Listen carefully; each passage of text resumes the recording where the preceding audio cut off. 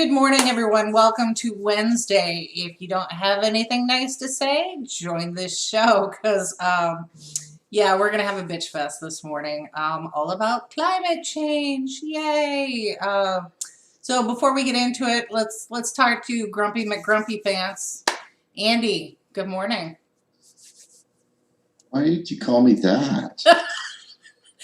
You're not your usual cheery self this morning, so I just let's play it up. I'm sitting here with my Down syndrome camera that keeps fading in and out.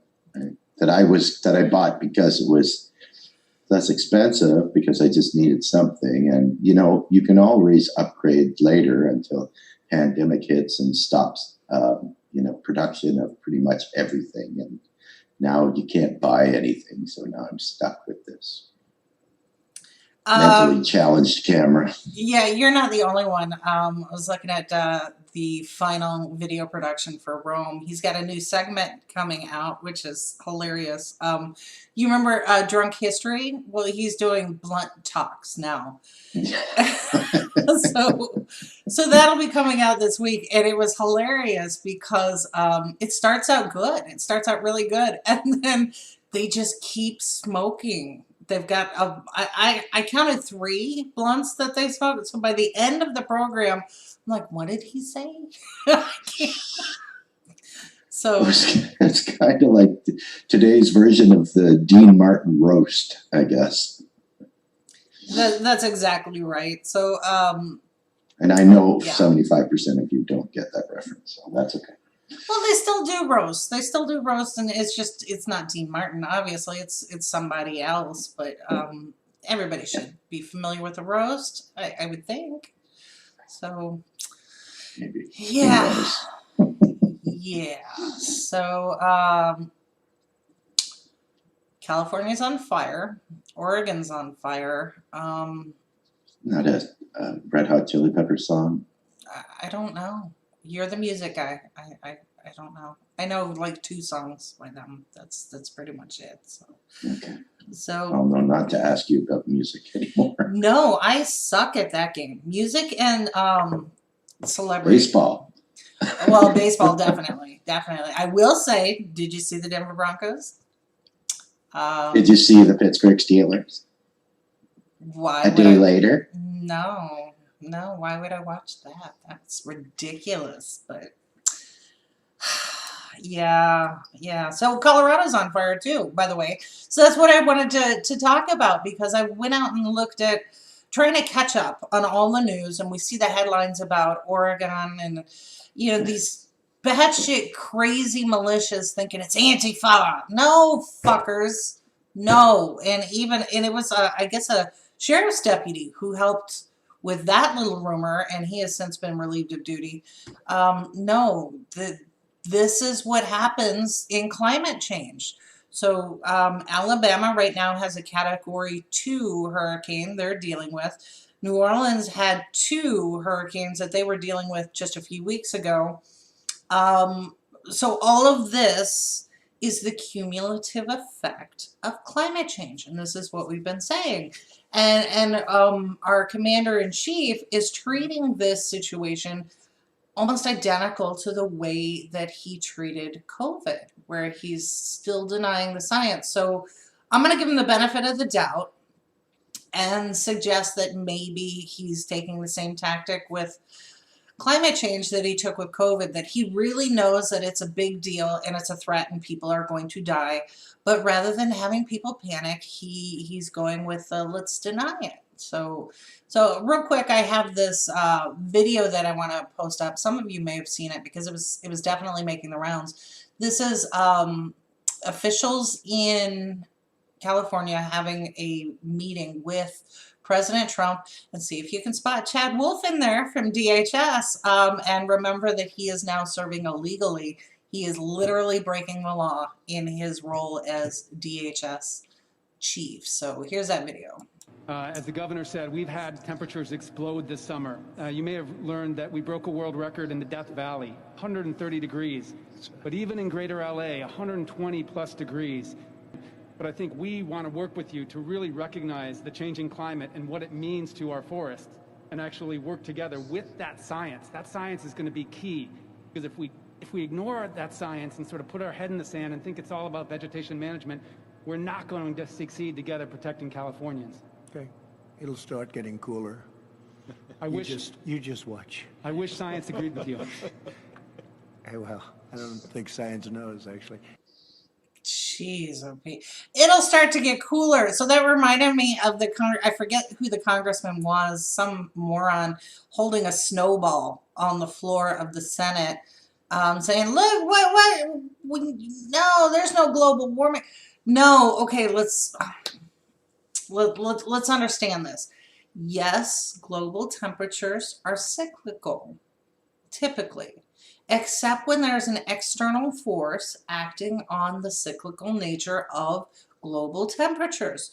So while we still have seasons like fall and winter, the nature of the temperature and precipitation has changed. That is why we had to rename it from global warming to climate change, because some of you are fucking glue eaters and don't understand it and easily manipulated by people who are being paid to lie to you. So the conversation we're going to have today in real world context is you can continue to listen to these people who want to kill you and your children, or you can take personal responsibility, pull yourselves up by your bootstraps, and learn to do something meaningful to save your own life. Okay? Everybody got that? So we are live today. And if you disagree and you want to tell me that snowballs mean that all of this is a hoax, that the science is still out and people don't agree, but please weigh in the comments, because I am looking for a target today to completely unload on. Or if you have some resources that you want to share, let's do that too. So we will see your comments, particularly on our Facebook page, Digital Liberation Front Live, or on our Twitter feeds. So go ahead and weigh in on all those comments. But we just saw the video of President Trump saying, well, I think it'll get cooler. Yeah, because fall, autumn. That's why it's going to get cooler. I love him sitting there, as illegal guy is talking, looking at him like, that's my boy. There he is over there. See him. Yeah. Who's a good boy? Who's a good boy? And I think Chad, of course his name is fucking Chad. I think Chad is a really good example of what's your price for selling out yourself and your family. So Chad has 2 kids, and they're younger. I think they're under the age of 12. So what Chad is doing and everything that he's working towards will ensure that his children never see the age of 40. Good job, Chad. Oh, what's he carry? Oh, Yeah. well, actually, no, he'll be like in his 60s. Well, didn't think about that, did you, Chad? right, and this is the problem that we have. We have all of these sycophants. Oh, that's 3-syllable word. Okay, so we have all That's these okay. morons that are towing the party line, and in this case, the party line is Team Red and Team Blue, oligarchs working together.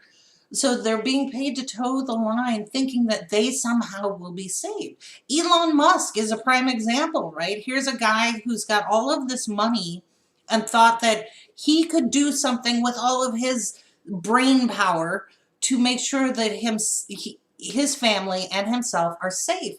And no, it doesn't work that way. So we saw that with the COVID and the pandemic, all these billionaires out on their yachts going, good luck. No, you will starve. That is how this works. And for anyone who doubts this, one word for you, Roanoke. That was a settlement in, I believe it was Virginia, where you had these wealthy families who were being persecuted come over to the New World and wanted to get away from the plebs and all of the poor people and the dirtiness. Well, they forgot that they don't know how to do a goddamn thing for themselves. So they starved and they died. And this is the same thing that you will have with the oligarchs. If you have nobody to feed you and dress you, you might have to actually do some farming. Can you do that? Can you do it in climate change? Because you'll still be dealing with it. So this is part of that discussion I want to have. And I also want to talk to the Beckys. These are the Beckys with the lattes. These are our liberal friends who, for some reason, believe if we just elect Joe Biden, everything will be fine. No, it's not going to be fine. And we're going to go through Biden's Green New Deal policy. We're going to go through some other liberal politicians who are literally standing in the way while their own district is on fire and suffering from smoke. And if you want a hint, her name is Pelosi, but we're going to talk about that. So, all right, Andy. I almost want a fire soundtrack on this, like Smoke on the Water or something, because this is literally what we're dealing with. So let's get into the U.S. fire thing. So here's this handy map. Now, on the headlines, this is U.S. wildfire reports. So on the headlines, we're looking at California, parts of Washington and Oregon, everything up the West Coast. But when you look at this map, oh, wait, Houston, Dallas, New Mexico, Arizona, St. Louis, Florida. There are some major fires all over the country. And the reason for that is we have had record-breaking high temperatures this year alone, but it's also along a trend for several years. And along with these higher temperatures, drier air. So when you look at the U.S. reports for precipitation, this is moisture in the air, that's also down. So it creates this perfect scenario for what we're seeing right today. We just had a preview of this with Australia because they went through the exact same thing. That was the dress rehearsal. Yeah, right. And everyone went, oh, the poor koala bears. Now it's happening to us. And it's going to continue happening at an accelerated rate. Now it's the poor Chicago Bears. Well, yeah, exactly. So anyways, here's a little scenario for you, right? Yeah. Coronavirus, the pandemic, right? You put up the Johns Hopkins map, right? For the most part, the little red dots are all mostly on the East Coast. Mm-hmm. They fill in a bit in California. Forget about California. It's kind of its own country anyways. But all the rest of those spots that have fires now, that might be nature's way of saying, you were okay during Corona, but now we're going to get you with fire. Yeah, it's quite literally, it feels like the next plague. But this is a plague that we did to ourselves. This is not, I don't want to go back to Egypt and the frogs, which we could. But this is something we did to ourselves. And I think what was amazing in this is that we saw a slight sneak peek of the opportunity when we shut down, not just here in the United States, but in others. But one thing that I want to point out, because we are, you know how we're so arrogant in the U.S., everything is U.S. centric, and it's all about California and Oregon, whatever. So here's the world fire map. Andy, do you notice anything in particular about the world fire map? Well, hang on, because there's a bit of a delay, because I'm watching the Facebook feed. So I'll just have to wait for it to come up. What are we on, a 30-second delay? I don't think it's quite that long, but it should be up any second. We maybe should have the Jeopardy feed for. I'm going to have to go out and find that. Oh, there it is. Okay.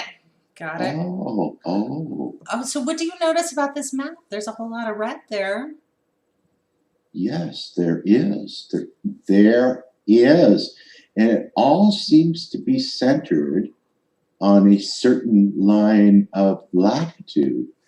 And maybe that has something to do with changing precipitation patterns on the Earth because of global warming. As you said, climate change. That's exactly right. So if you take a look at this map, all of the Americas is on fire. With Canada has some issues, but you guys are you're right. Europe is on We're fire. much better at forest management. Right. You maintain your national budget to we cut our budget and expect people to go out with rakes or whatever else. So this is the global map. So anyone who has the idea that this is just California and Oregon, no. This is everywhere.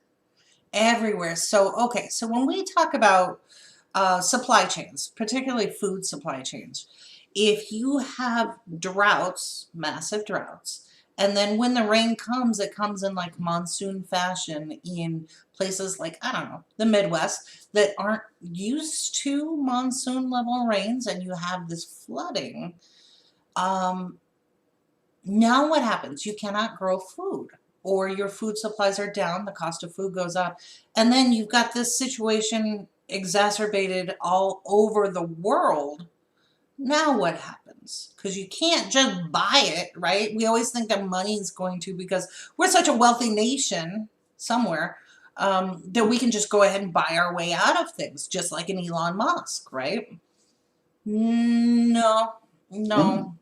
And the other thing that you have to remember is that a lot of the things that we talk about as far as in terms of macroeconomics and what makes a nation sovereign and their currency sovereign has to do with three main categories. One, which is primary, which is basically resources that you have in your country, whether that's food production or raw material mining or fossil fuel industry, and these are all things that contribute to your sovereignty, right? That allows you to float your exchange rate on the open market, and allows you to use MMT to properly fund your economy. That's not happening right now, but you get the idea, right? Right. The minute a country becomes a net importer of food to feed their people is the minute that their economy starts to tank, because we see this in places like Africa, right? And this is all wanted to mention with Fadel Kaboub, with the project that I was involved with him for Africa's pandemic response. And they're talking about countries in Africa that are in need, that have to import most of their food because they don't have the ability to feed their country, right? Mm-hmm. Which means that if they don't have food sovereignty, if they don't have energy sovereignty, then they don't have a sovereign currency, and they have to rely on other countries to feed and give them energy, and then their economies weaken because of that, right? And that's if the United States continues to lose the ability to grow food for its population, that only weakens a already damaged economy even further in the U.S. And the possibilities of that are scary as hell, right? You think about that. That's amazing. Oh, and that is the path that we're on, which is why, yet again, we need to have this conversation. And I'm under no illusions that this particular episode is going to change somebody's mind, but I want to make sure that we are at least participating responsibly. In maybe 6 months from now, something we say will spark your imagination and get you to recognize that we need to stop waiting for heroes, waiting for people to enact policy, and do things right now. And I'm not necessarily talking about being a doomsday prepper, although there's some wisdom there. So you talked about the income models, right? And I want to put this chart up here. So first, this is from Pavlina and two other sources here. So we love Pavlina. She's architect and champion of the federal jobs guarantee. And I put this chart up here because I know that some of my rhetoric is a little harsh, but I want to preface it and say that when you look at this chart and you look at the top 10%, which is the orangey brown color, and then you and I and most everyone else fall in that dark blue, that's us. So in the first recession that we had in recent years, the Republican recession, and now this one, we didn't recover. And we haven't been recovering since the 80s. And even then, it was a marginal recovery. So this is going back through trickle-down economics all the way to where we are today. So I think it speaks to this new cause of death that is the death of despair. And Senator Sanders talked about it. Lots of people have talked about it, where we are self-medicating either through alcohol, drugs, or risky behaviors, or suicides. Particularly among white middle-aged men. These are, we just had the interview with Jenna Wadsworth, farmers. And this is because they're trying to do everything right. And they're doing everything that they were taught. And it's still not enough. Bankruptcies and all of these things are happening all across the country and across the world. And here in particular in the US, it is not your fault. This is by policy design.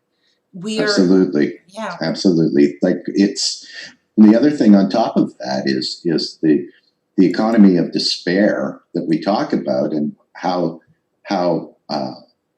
what you were just talking about, and why that's important. And we see other factors like pollution on the rise, which causes more issues with young children as they grow up and develop, right? On top of all of that, we're looking at a population where a large percentage of that population has to go out and get multiple jobs, right? So they're physically exhausted day after day because they're not getting enough sleep. They're not eating correctly because they're working so much, right?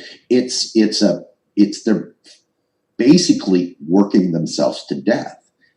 That's scary as hell, right? This is in a decade or so. We look back at the numbers, and we look back at how the life expectancy of men and women in United States and other North American countries. Is that going to go back down again? Is that going to start to drop again? And there's an argument to be made that, yes, that very likely could be the case. Oh, absolutely. And I was just reading the comment that Mike put in there. Of course, it's a cute little Giphy. The USA has literally become, and he put a dumpster on fire. So I would agree with that. And his comment about that chart that we just put up with, that is a lot of distance to pull yourself up by your bootstraps. And he's right. The deck is so stacked against regular people. As you were saying, Andy, this is kind of a pervasive thing. And my dog apparently agrees. He agrees, obviously. Yeah. Finn agrees. Which, very, very upset. Good for you, Finn. Yeah. Good job. So, so going back to the climate change issue and the economics of it.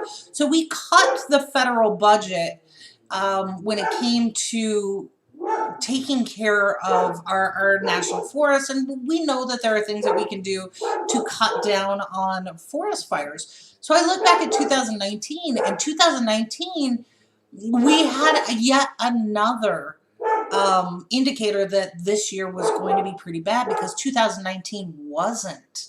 And it was an anomaly over the chart and trend because it wasn't, it didn't reflect the last 10 years.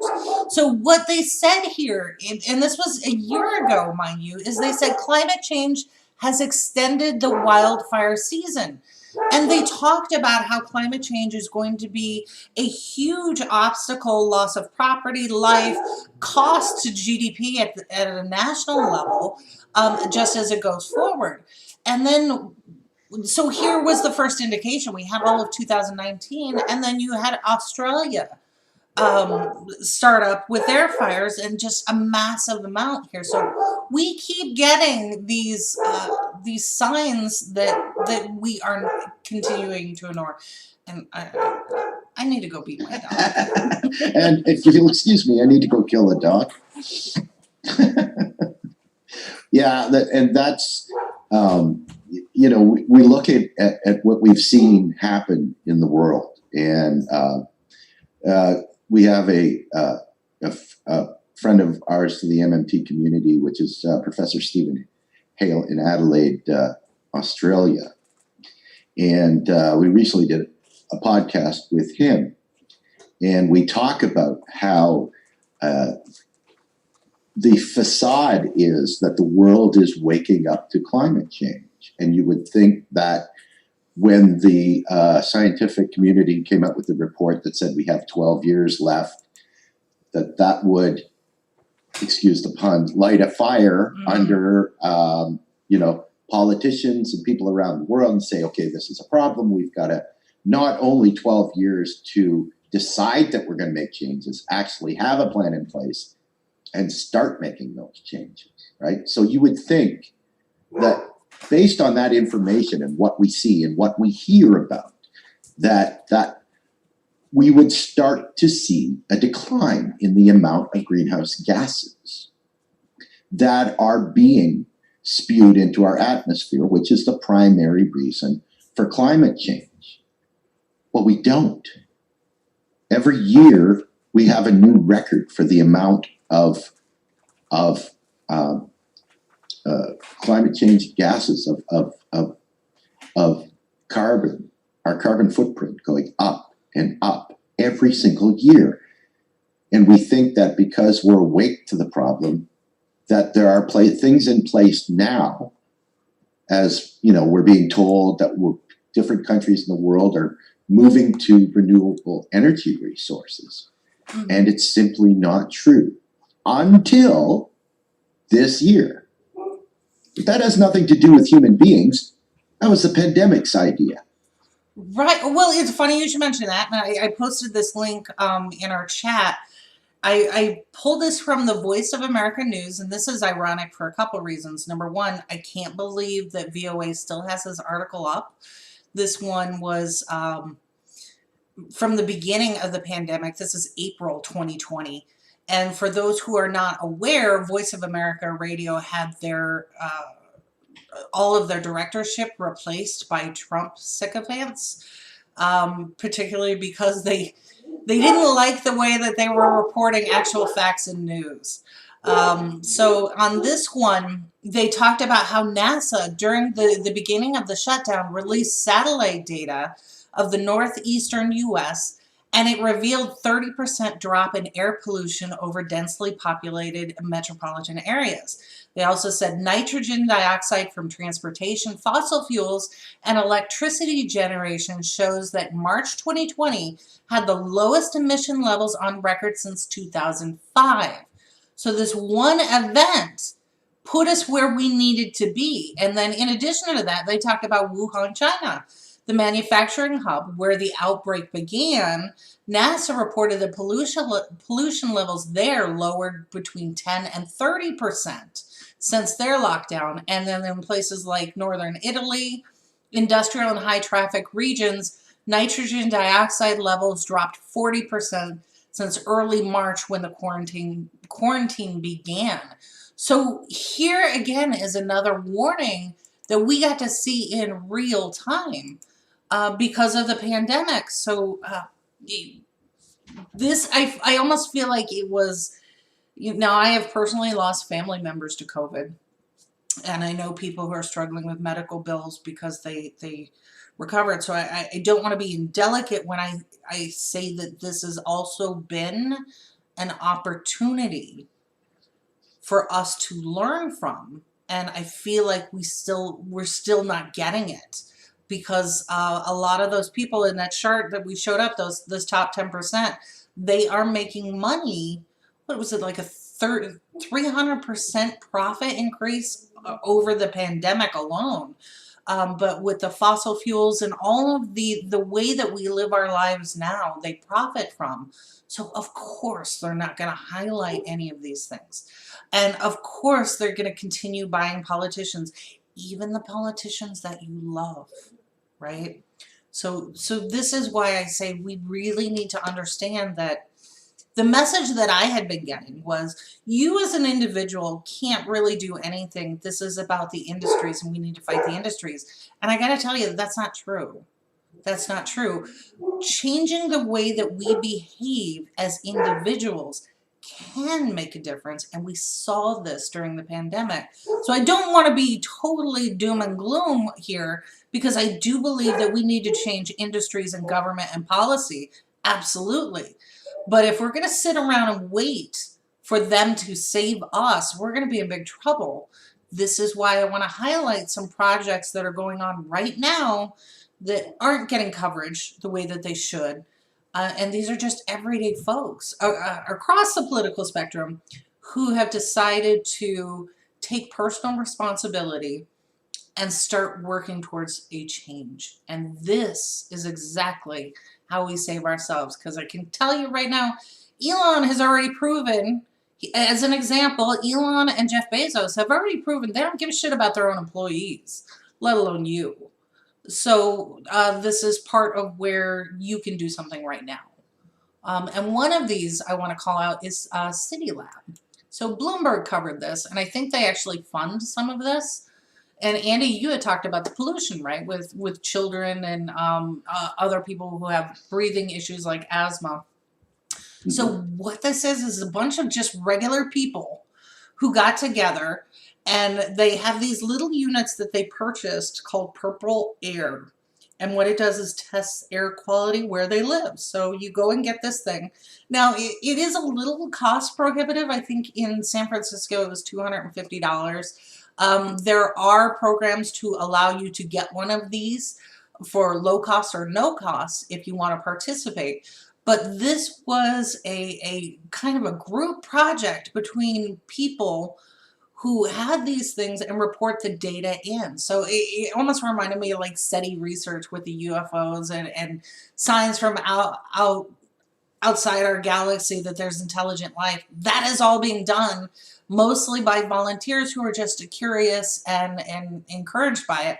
Here we have people who have breathing concerns and air quality issues who are participating and providing the data.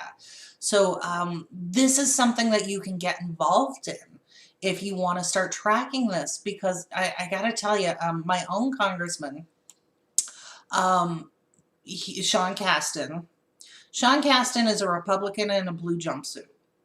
So we were told that go ahead and elect this guy and you can move him to the left. So once he got elected, we tried to talk to him about things like Medicare for All that would drop our property taxes.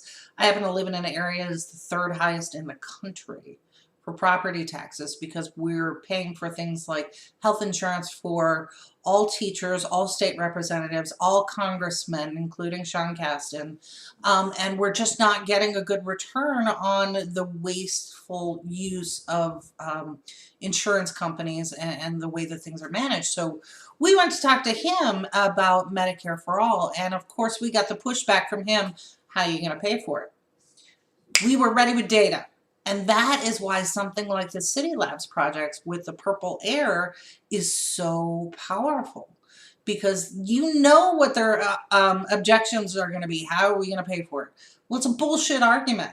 And what you can do is, and we've seen this from the Sunrise movement, all these kids have everybody ready with their cell phone video, and as soon as your congressperson says, how are we going to pay for it, or some stupid excuse, you are right there with solid, provable data, and you can push back and make a good argument. And if you're involved in one of these citizen programs, there's nothing they can do about it. And then if like in my case, Sean Casten will not listen, will not budge, Lauren Underwood is another one, we can replace them and get people to run in their stead. So whether it's Dem Enter, Dem Exit, going for National Progressive Party, Independent, whatever, that is how we deal with Congress and policy.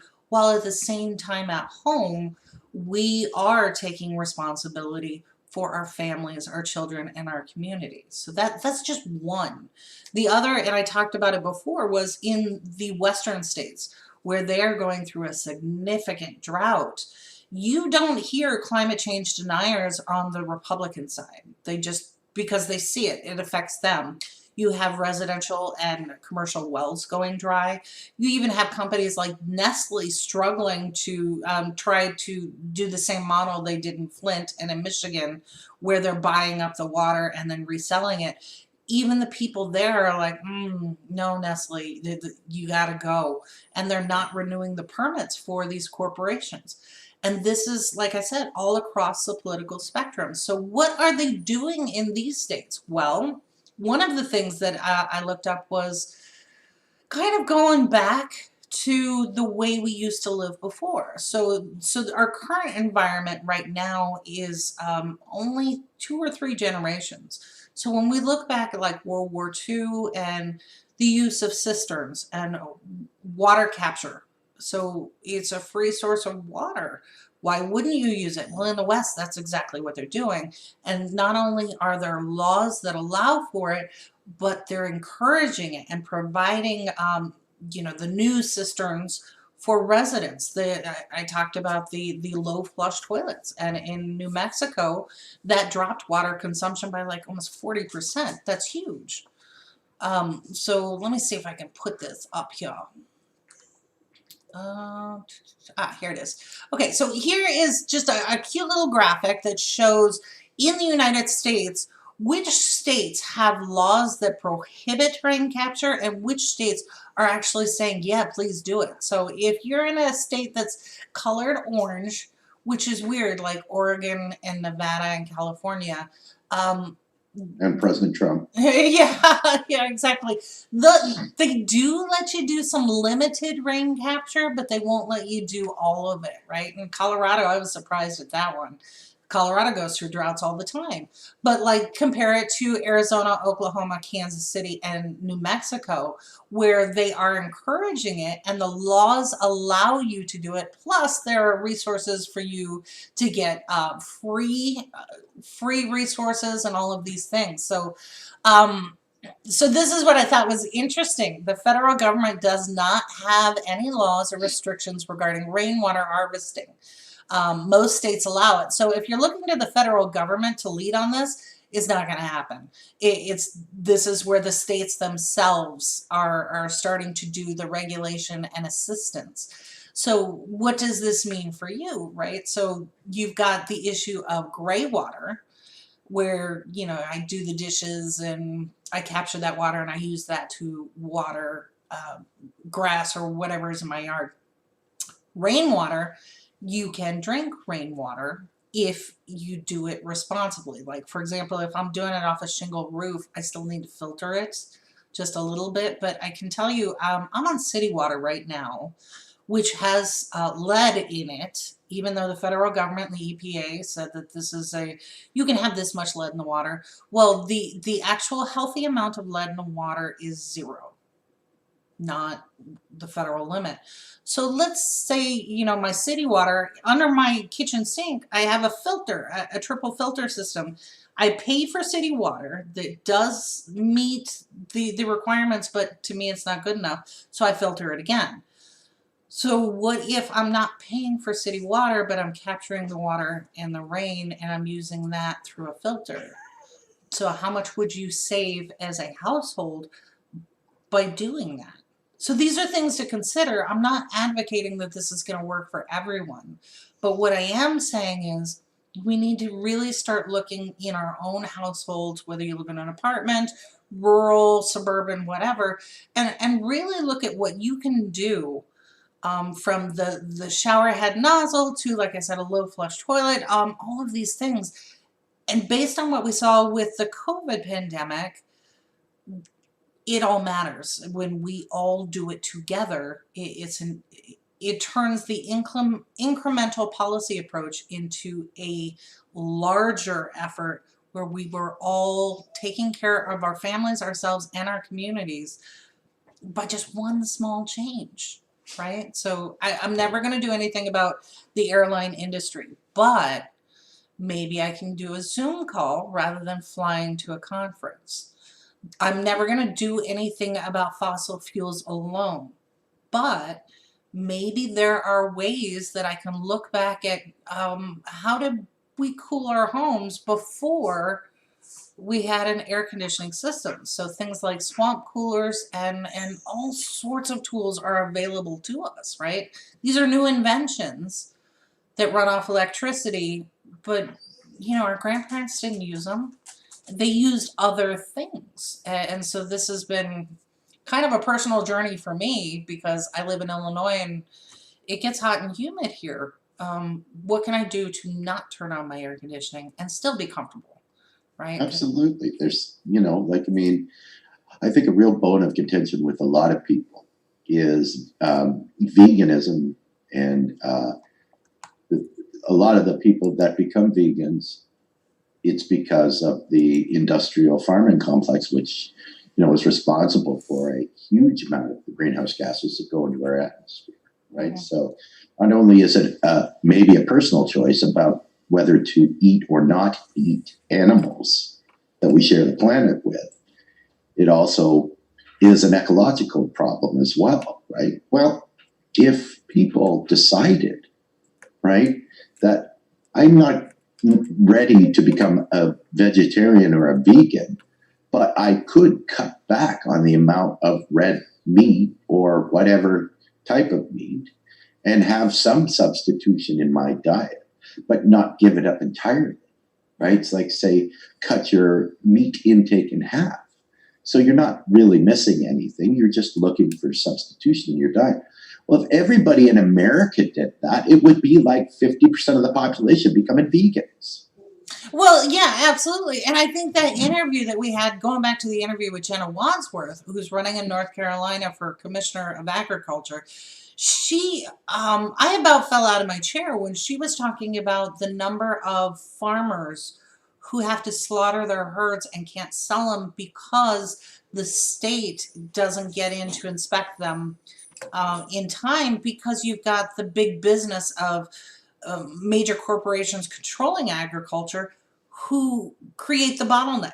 So there are so many opportunities here. So if you live in a state in the United States, and that's all of them, that is being controlled by these big ConAgra, Purdue, all of these big companies, there's an opportunity, right? So you yourself can do like a meatless Monday where you just, salads or whatever you want to do. There's so many good recipes out there.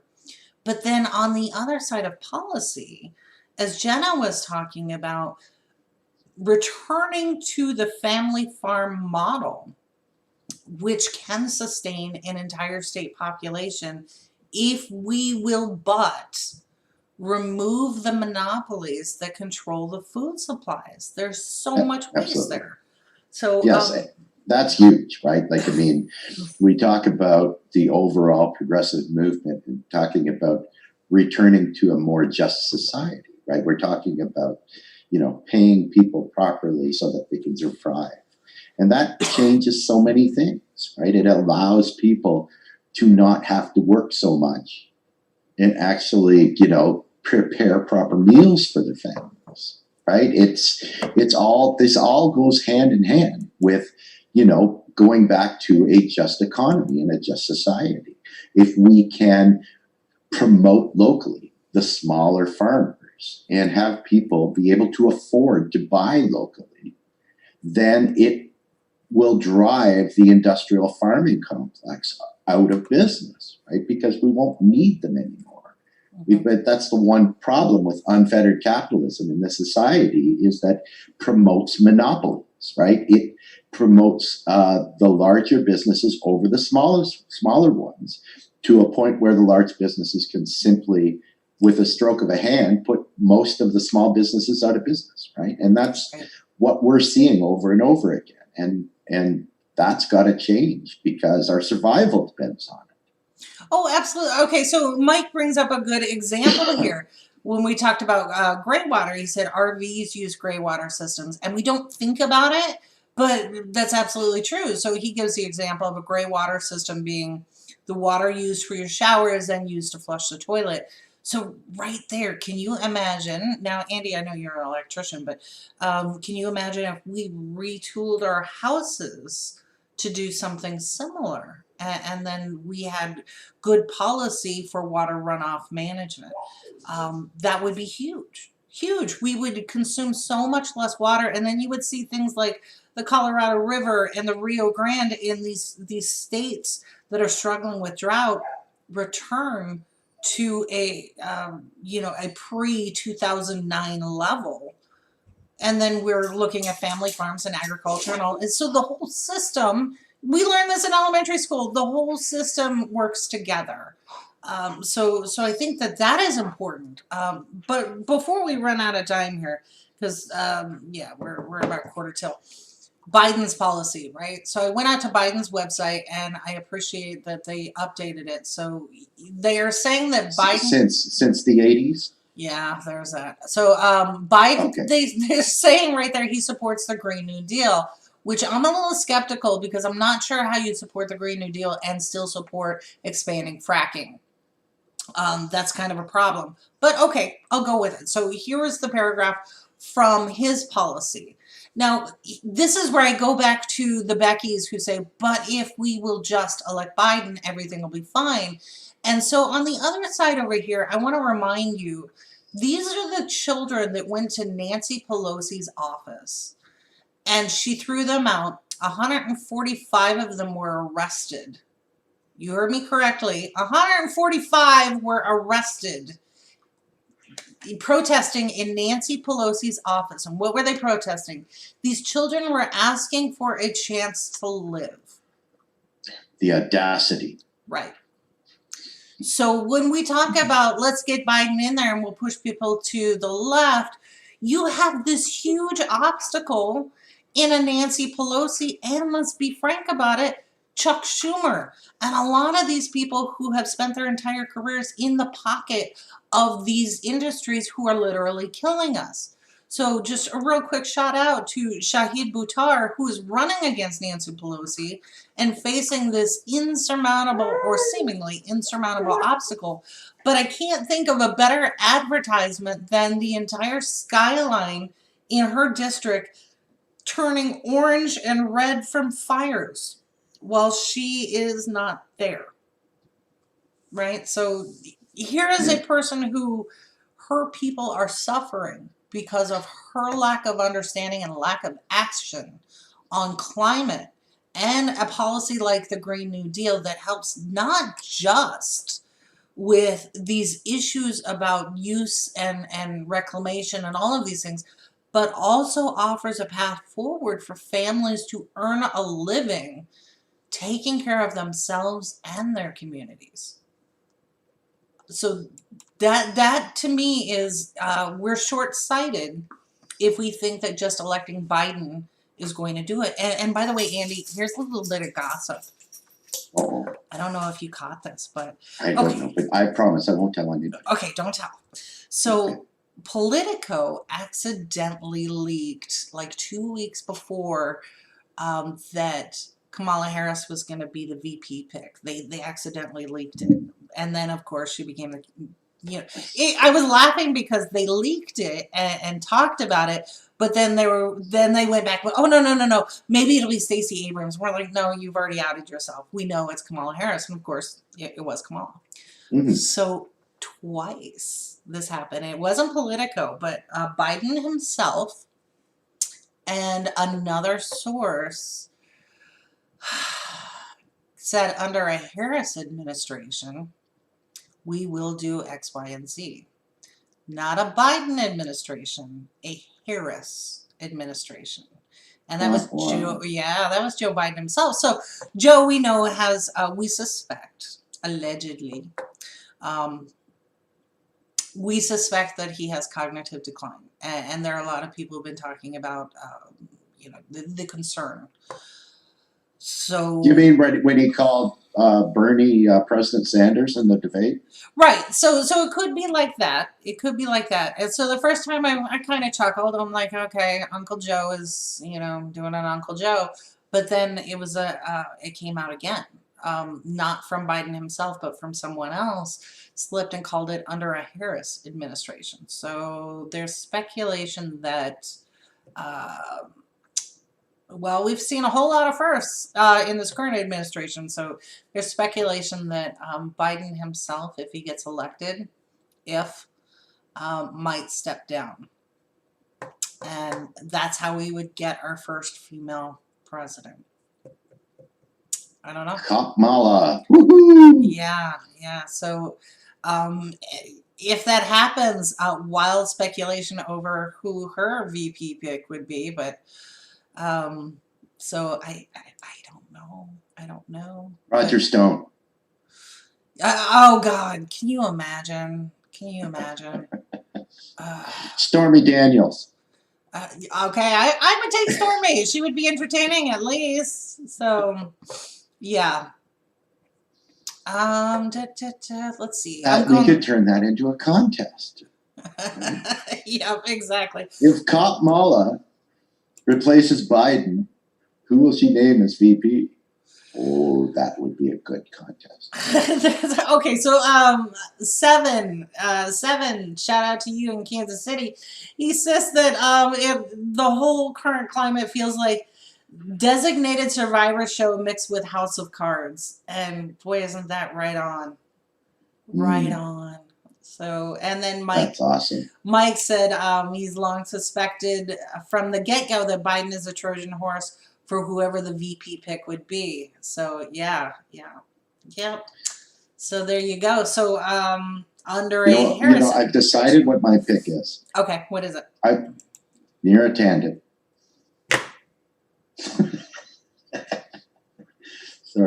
Sorry. Please stay. I'm sorry. I didn't mean it. Don't leave. I mean, I literally, my stomach went. It's like, oh no. Okay, don't admit that you threw up a little. Yeah, a little bit. That would be like worst case scenario. Neera Tanden. Yes, VP and Sergeant of Arms. Oh God. That really will get me to go wander in the desert for 40 years. Yeah, I want to go be a garden gnome. But so that was a long way to get to the overarching point where you are personally responsible for your health and safety. That's it. That's the overarching message here. You cannot wait for President Harris. You can't wait for anybody to enact policy. Like even Biden's policy says 2050, and we know that from the Paris Agreement and climate scientists that does nothing. That is too late. 2050 is too late. We need to do something now. So and don't wait for the debates. Oh God, yeah. No. They're not going to happen. No, exactly. And in there's that. So in the chat, I put some additional references for water reclamation, gray water reclamation, rainwater, because I feel like, I don't know, water's life. So you get 3 days without water. So maybe this is something we take seriously. Yeah, because all of the drought conditions and things that are happening, this is a question of your commute, right? So if you can't work from home, what can you do to convince your employer that it's better for you that you work from home, or reduce the way you travel, maybe invest in public transport? All of these things can be done if we will but.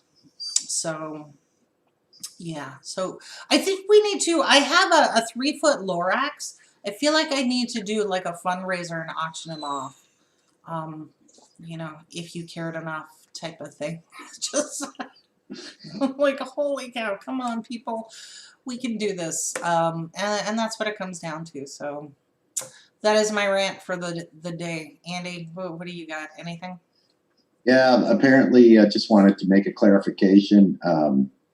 When Sleepy Joe Biden was asked if he would be interested in going on Joe Rogan, he said yes, absolutely. But apparently somebody in their camp the next day said, "I'm sorry that he misspoke. He actually thought they said Rogaine." Okay, that was a good one. That was a good one.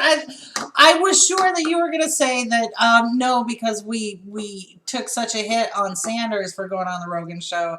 We couldn't possibly be such outlandish hypocrites, but that was a better punchline. Very good. Thank you. Thank you. Excellent. Excellent. Okay, so that is it for us.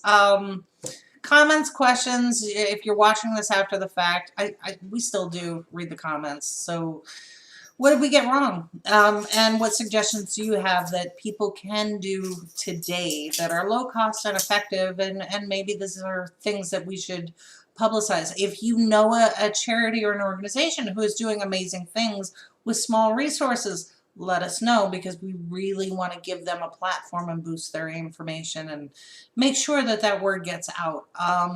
Yeah, so we're happy to do that. And from all of us at DLF and from Andy and I here at the dog, thank you so much for tuning in, and we'll catch you on Friday. Take care. We bout that, ayy. Bringing the song, we out here, yeah. Spitting the facts, how it's supposed to be. Hair of the dog, we keeping it G. Whoa.